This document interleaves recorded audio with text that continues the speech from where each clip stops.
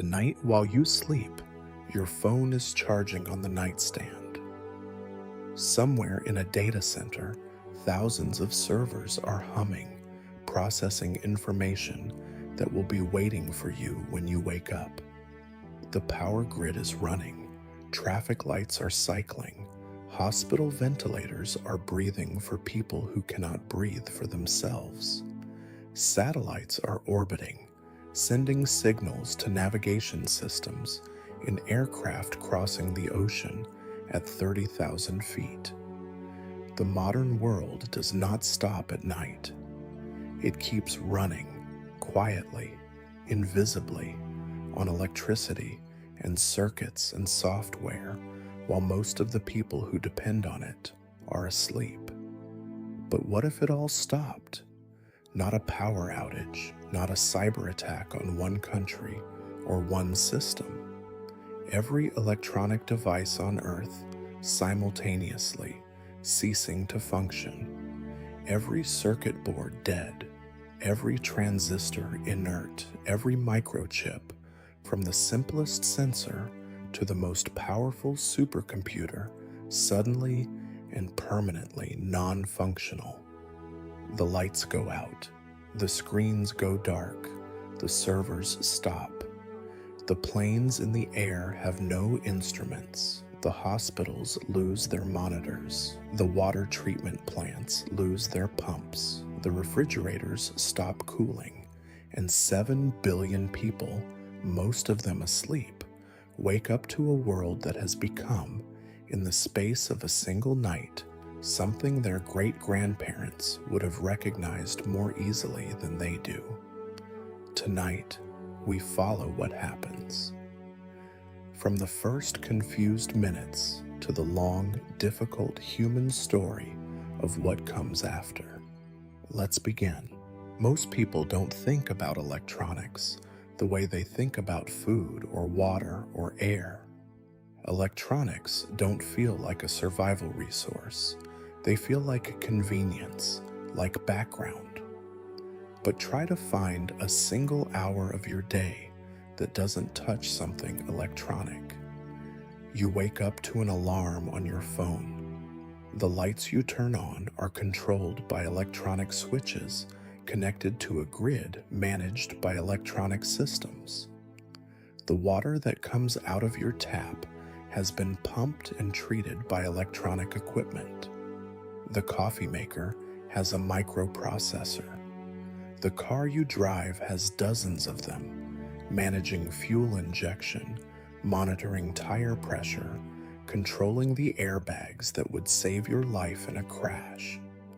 At work, whatever you do, electronics are involved. In an office, obviously, but also in a bakery, where ovens have electronic temperature controls. In a farm, where tractors are guided by GPS and irrigation is controlled by electronic sensors. In a hospital, where nearly every diagnostic and treatment tool has electronic components. In a school, where the heating system, the security system, and increasingly the teaching itself all depend on electronics. And connecting all of it, the invisible layer that most people never think about, is the electrical grid. A continent-spanning network of generators, transformers, and transmission lines managed in real time by electronic control systems that balance supply and demand across thousands of nodes simultaneously. The grid doesn't just deliver power, it is itself electronic. The systems that keep it stable, that prevent it from cascading into failure when one part goes down, that route electricity from where it's generated to where it's needed, all of it electronic. Without those control systems, the grid cannot function, even if the physical infrastructure of wires and transformers remains intact. This is the invisible layer that modern life is built on. Not dramatic, not visible, not something most people ever consciously appreciate, but remove it, and everything built on top of it, every hospital, every water system, every supply chain, every form of communication, begins to collapse within hours. The electronics stop at midnight. In a hospital somewhere, a night shift nurse named Maria is walking the corridor of the intensive care unit when every monitor on the ward goes dark simultaneously.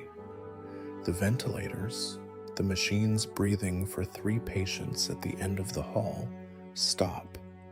The backup generator, which has its own electronic control system, does not engage. She runs. She calls out. Within seconds, 2 other nurses are with her, and they are manually ventilating patients, squeezing airbags by hand, 1 breath every 5 seconds, the way it was done before the machines. It is exhausting. It requires full concentration.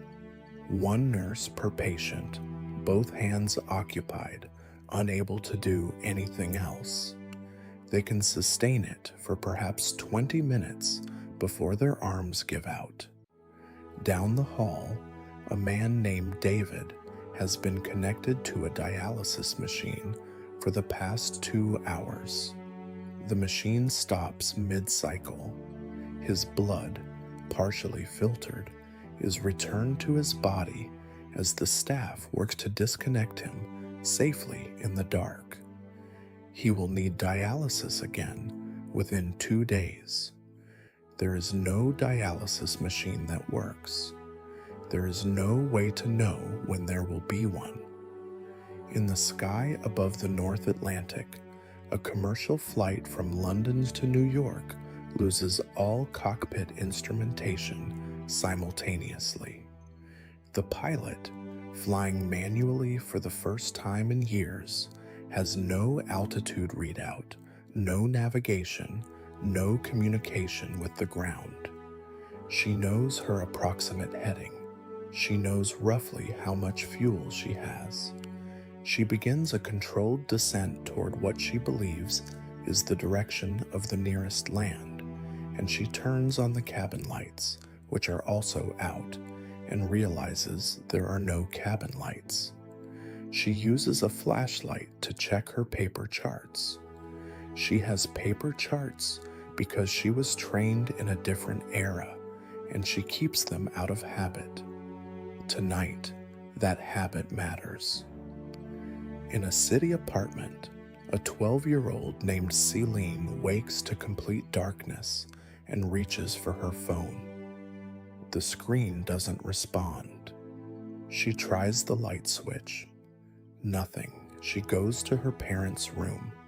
Her father is already at the window, looking out at a city that is entirely, uniformly dark in a way he has never seen before.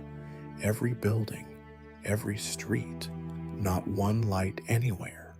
He says, "Don't worry, it's just a blackout.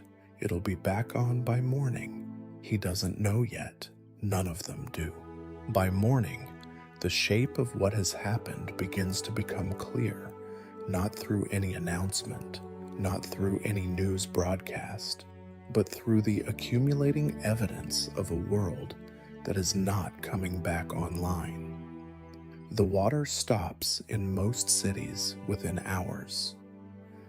Modern water systems use electric pumps to move water from treatment plants through distribution networks. Without power, without electronics to control the pumps, the water pressure drops and eventually stops.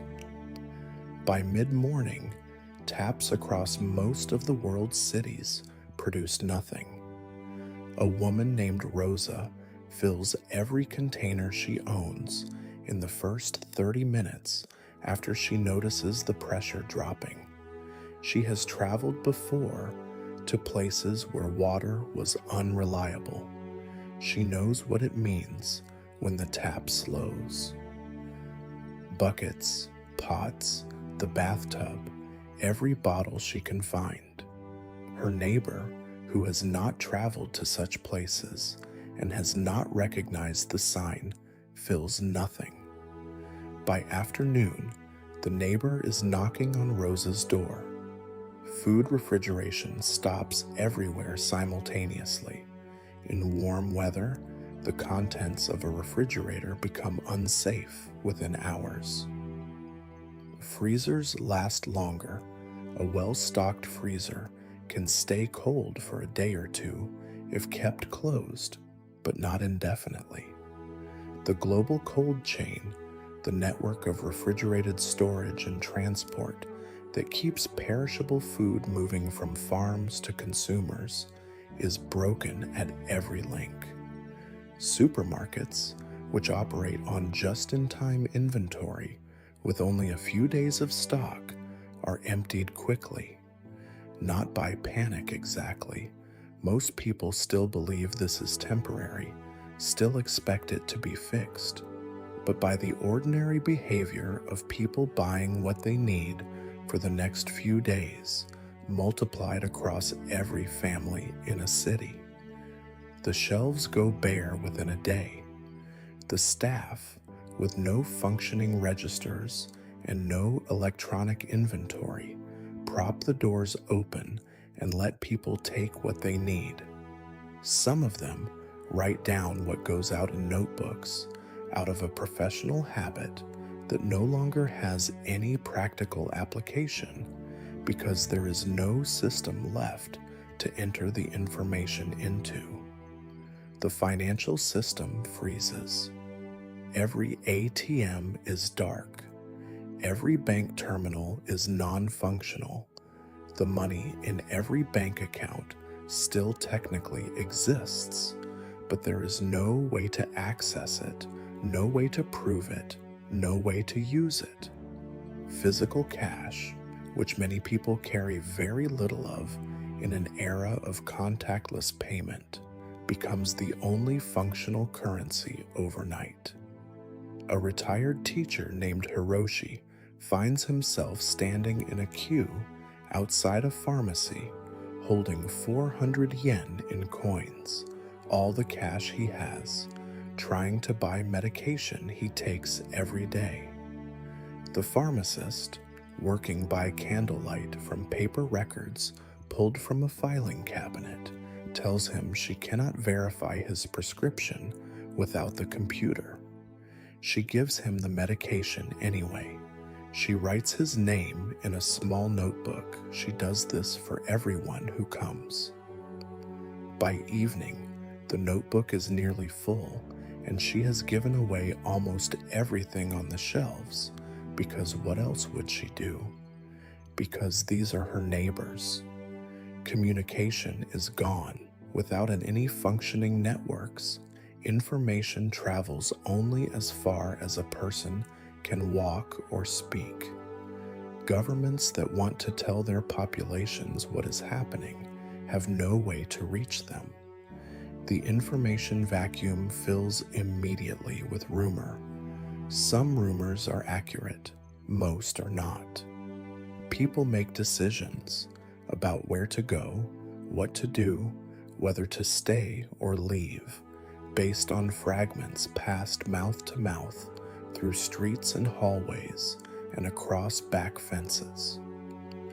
In the early afternoon of the first day, a man climbs to the roof of a 6-story building in the center of a large city and stands there for a long time, looking in every direction.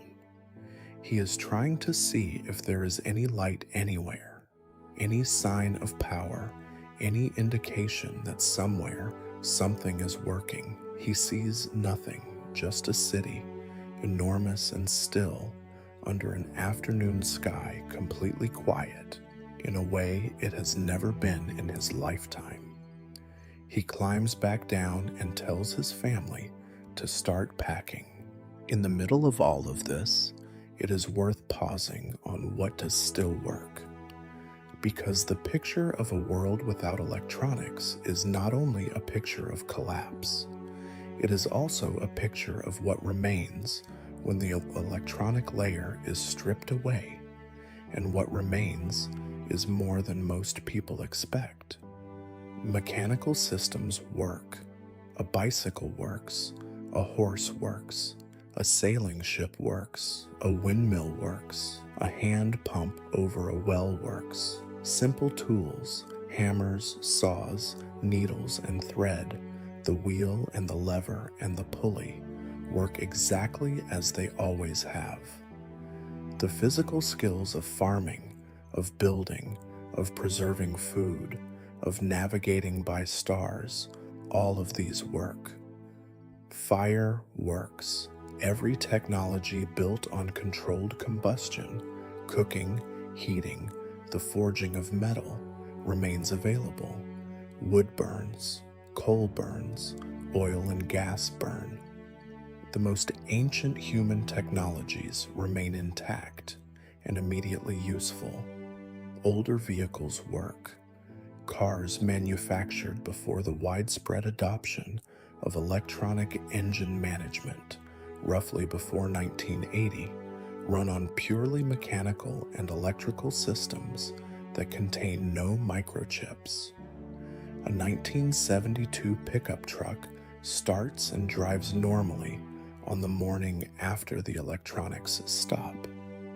These vehicles, which in ordinary times might have been considered antiques or curiosities, become among the most valuable and sought-after objects in the world almost overnight. The people who own them and know how to maintain them find that neighbors they have never spoken to are suddenly very interested in becoming friends. Medicine works in its older forms. A doctor trained in pre-electronic diagnosis, physical examination, careful observation, the pattern recognition that comes from years of clinical experience, can manage a very wide range of conditions without technology. The germ theory of disease is still true. Clean water still prevents cholera. Rest and nutrition still heal most infections. Broken bones can still be set. Wounds can still be stitched. Surgery, performed with sterilized metal instruments and skill and care, remains possible, though without the monitoring systems that make modern surgery dramatically safer. And books work. Every library is intact. The knowledge that built civilization before electronics exists on paper, on shelves, in rooms that are still standing. An elderly farmer named Pyotr walks into his local library on the second day and asks for books on seed saving and crop rotation. He already knows these things. His grandfather taught him in a different era. But he knows that the younger farmers around him do not, and that they will need to learn quickly. He checks out 6 books and reads them in the afternoon sunlight by the window, making notes in a small notebook, preparing to hold a meeting the following morning. 20 people come to that meeting. By the end of the week, those 20 have taught 40 others. Knowledge moves the way knowledge always moved before it was electronic, person to person, slowly, imperfectly, but steadily. The first weeks are the most dangerous. The crisis comes down to 2 things: food and water. In cities, both are running out. The supply chains that move food from farms to urban areas have collapsed. The infrastructure that delivers clean water has stopped. And the density of urban populations, millions of people in a small area, with no local food production and limited access to groundwater, makes the situation acute within days. People begin moving, not in organized evacuations. There is no authority with the communication capacity to organize one. but in the same way that people throughout history have moved when cities became untenable, on foot, carrying what they can, following roads toward countryside where there might be food and water. A family, 2 parents, 3 children, an elderly grandmother, packs everything into a car that doesn't start and then repacks it into a cart they pull themselves. They walk for 2 days along a highway crowded with others doing the same. The grandmother sits in the cart when the road is flat. On the steeper sections, the father pulls from the front, and the oldest child pushes from the back, and the grandmother walks alongside them. On the second afternoon, it rains, and they have nothing waterproof. They shelter under a highway overpass with perhaps 50 other people they have never met, sharing a fire built from wood pulled from a collapsed roadside fence, passing food around the circle, whatever each person has, without anyone asking who contributed what or keeping count. That night, the grandmother tells the children a story about when she was young, before television, when her family would sit around the fire in the evenings. The children, who have never in their lives spent an evening without a screen, listen. The fire is warm. Outside, the rain is loud on the concrete above them. Rural communities are better positioned, but immediately under pressure. A village with farmland, wells, animals, and people who know how to grow and preserve food becomes a place of security, but also a place that attracts strangers. The question of how to receive people arriving from cities, how many, under what conditions, on what terms, becomes the central political question of every rural community within the first week. Some communities open their arms completely. Others close their gates.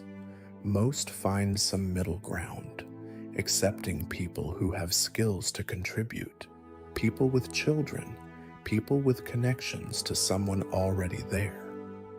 These decisions are impossible. The people making them know that the people they turn away are in danger. They make the decisions anyway, because the alternative is accepting more people than the land can support, which means everyone starves. There is no good answer. There is only the answer that allows more people to survive. Water organizes everything. People move toward rivers, lakes, springs, and wells. The geography of fresh water, invisible in normal times, because it is delivered everywhere through pipes, becomes the primary map of where life is possible. Medical care reorganizes around what can be done without electronics. Doctors and nurses fall back on pre-electronic knowledge and technique. Triage becomes brutal and honest in a way that modern medicine, which can often afford to try everything, does not have to be. A young woman with insulin-dependent diabetes manages her condition for 2 weeks on the insulin she had at home, rationing carefully, eating less than she should to reduce her body's demand for it. Her glucometer is dead. She has no way to measure her blood sugar directly, so she monitors herself by symptoms. She knows what hyperglycemia feels like. She knows what hypoglycemia feels like. She adjusts. She manages. When the insulin runs out at the end of the second week, she has already known for several days what is coming. She has had time to talk to her family, to say the things that need saying. She spends her last good days at home, in the chair by the window that gets afternoon sun, with her family nearby. While the human world struggles, the natural world continues largely undisturbed. Animals have no electronics. Plants have no circuits. For everything alive that is not human, the night the electronics stopped is simply a night like any other. But the indirect effects are immediate and, in some ways, striking. Light pollution disappears instantly. One of the most pervasive but least discussed forms of environmental disruption is artificial light at night. Billions of lights, street lights, building lights, vehicle lights, advertising displays, burn continuously across the night landscape, disrupting the behavior of virtually every species active at night. Sea turtle hatchlings, which navigate toward the sea by moving toward the brightest horizon, are routinely disoriented by coastal lights and walk inland to their deaths. Migratory birds collide with lit buildings by the millions each year. On the night the electronics stop, all of this light goes out simultaneously. For the first time in over a century, full darkness returns across every inhabited landscape on Earth. The stars appear in their full number above cities that have never seen them, and the animals that depend on darkness begin, quietly, to behave in ways they have not been able to behave in a very long time. Above a suburb that has been dark for 3 nights, a family of foxes moves through a garden in plain view at midday, bold in the new quiet, exploring territory that the noise and light of human activity had kept them from for years. Nobody shoos them away. The family watches from the window. Industrial fishing stops almost immediately. It depends on electronic navigation, electronic fish finding sonar, and electronic refrigeration. The pressure on ocean species, severe enough to threaten many populations with collapse, drops essentially to zero. Fish populations in heavily exploited areas begin, slowly, to recover. The ocean, which has been under human industrial pressure for well over a century, gets its first uninterrupted rest. Industrial agriculture also contracts sharply. Less land under cultivation means less fertilizer runoff, less pesticide use. Rivers that have been polluted by agricultural runoff begin to clear. The reduction in human activity creates space for ecological recovery that has not been possible for generations. Not overnight, not without difficulty, but the trajectory changes. The natural world adapts, as it always has, to changing conditions, slowly, incompletely, but persistently. Through all of this, the confusion, the loss, the difficulty, humans do what they have consistently done in crisis throughout history. They help each other. This is not a sentimental observation. It is what the research on disaster response consistently shows. The image of post-disaster chaos, of looting, of violence, of every person for themselves, does not match the reality of most actual disasters. What happens, in the overwhelming majority of cases, is that people organize. They share what they have. They check on neighbors. They identify who in the community has knowledge that is now valuable, and they listen to those people. The skills that become most valuable are not the ones most valued in the electronic world.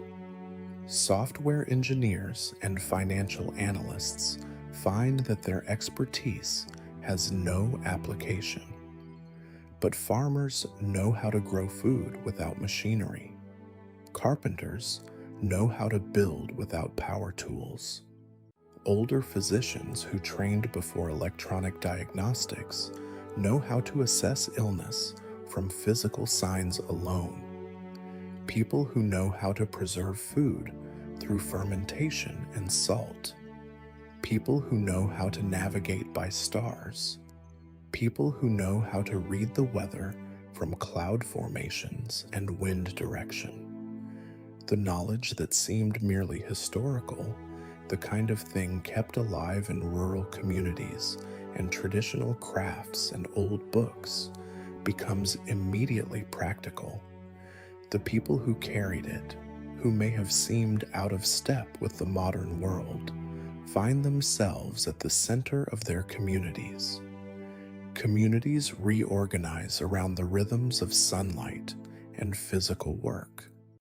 Without artificial light, meaningful activity is largely constrained to daylight hours. People sleep earlier and wake earlier, following the natural light cycle in a way that most modern people have entirely lost. The structure of the day changes. Trade networks re-emerge. Not immediately, but within months, communities that produce surpluses begin exchanging with communities that need them. Not with electronic currency, but with physical goods, with labor, with the ancient social technologies of trust and reciprocity. A woman who spent 30 years as an accountant and knows nothing about farming learns to make soap from ash and animal fat because she read it in a book from the library and realized her community needed it. She teaches 12 other people in her first week.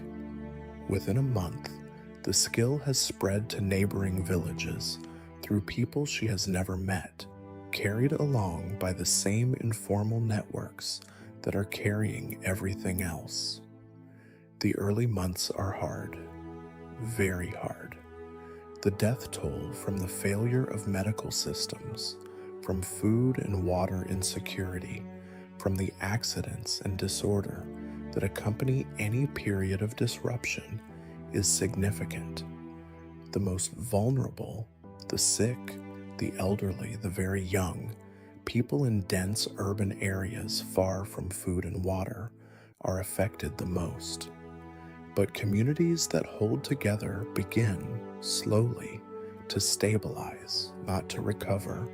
Recovery, in the sense of returning to what was before, is not possible on any short time scale, but to stabilize, to find new rhythms, to become, in some limited sense, functional.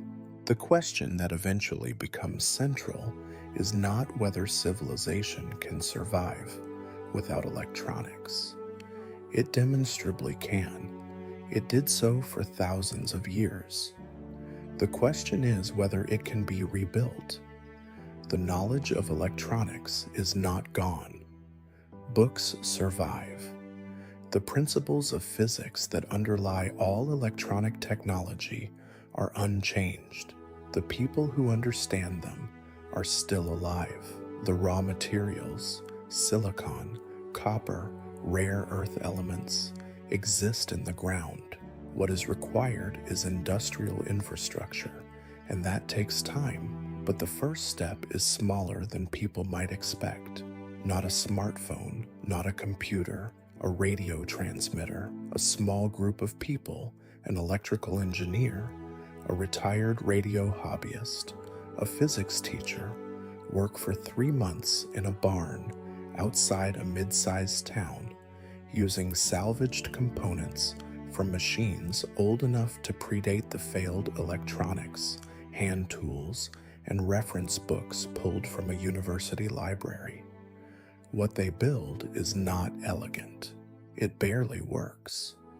But one evening, it transmits a signal on a known shortwave frequency, and somewhere 80 kilometers away, a man with an old vacuum tube radio receiver, old enough, barely, to have no microchips, picks it up. The voice comes through with static and gaps, but it is a human voice from a distance saying, "We are here, we are organizing, we have food, can you hear us?" The man with the receiver, who has not heard a voice from outside his town in 4 months, sits down on the floor and cries. Then he stands up and starts writing down what he heard so he can walk to the community meeting the next morning and tell them. Once radio exists, coordination becomes possible. Information can travel faster than a person on foot. Communities separated by distances that would take days to walk can begin to share what they know. Where there is food, where there are doctors, where the roads are passable, what has worked and what hasn't. The rebuilding that follows is not a straight line. It takes generations. The manufacturing infrastructure required for modern electronics, the extraordinarily precise equipment, the complex chemical processes, the global supply chains, cannot be reconstructed quickly. What gets rebuilt first is simpler. Mechanical systems, basic electrical infrastructure, early radio technology, the kinds of things that could be built in the 1920s, and that a society working from books and determination can rebuild in years rather than centuries. What emerges at the end of this process is not a replica of what was lost. The experience of losing it, the years of living without it, the knowledge of what it felt like when it was gone, shapes every decision about how to rebuild and what to rebuild first. A civilization that has lived through the loss of its electronic infrastructure does not take infrastructure for granted in the same way again. What it builds next, it builds more carefully. There's an image that becomes visible when you look at Earth from space at night. The lights of cities and roads form a map of human activity across the continents. Bright clusters over North America, Europe, East Asia. Darkness over the ocean, over the deep forests, over the places where people are few. Those lights are not just light, they are a map of invisible dependency. Every point of light represents a grid connection, an electronic system, the full complexity of a world that most of the people living in it have never had to think about. If the electronics stopped tonight, you would watch that map go dark all at once from space.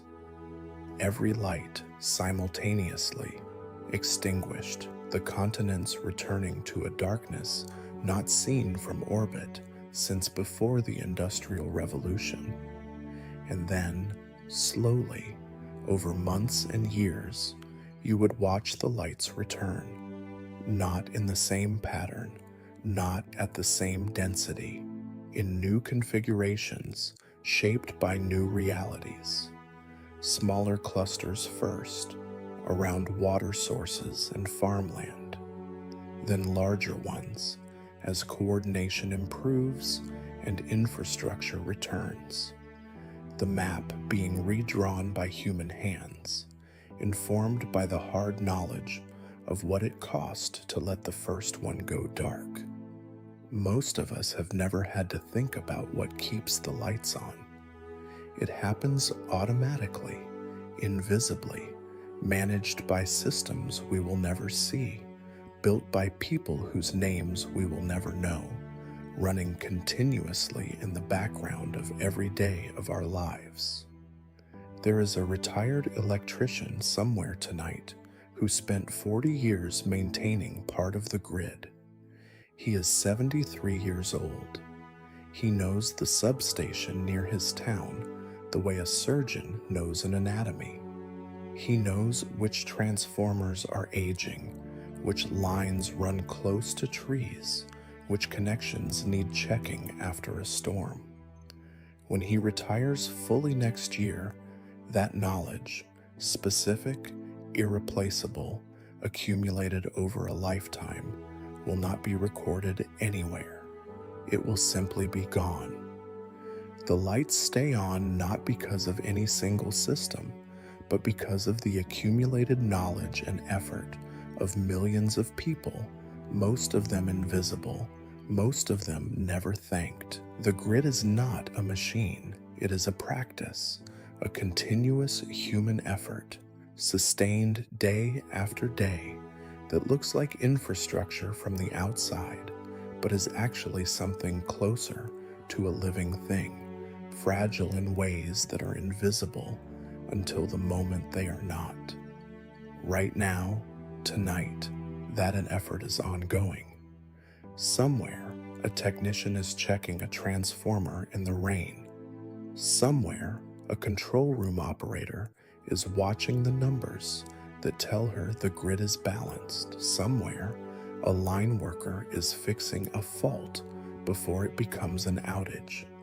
They are doing it while you sleep, because this is how the world works. Because all of the things that feel automatic are underneath the product of continuous human effort that never stops. Music slowly fading to silence. Good night. And when you turn off your light tonight, remember what it took to make that possible.